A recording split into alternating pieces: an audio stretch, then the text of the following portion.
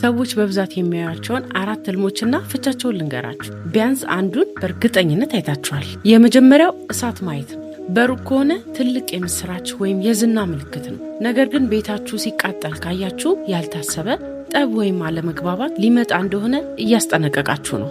ሁለተኛው ገንዘብ ወይም ወርቅ ማግኘት ነው።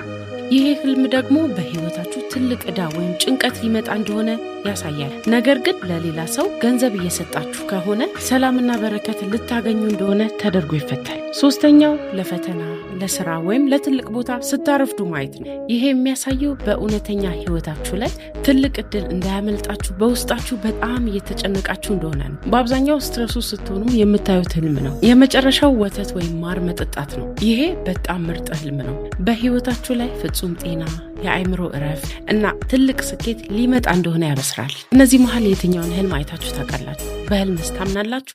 እስቲ በኮሜንት አሳውቁ።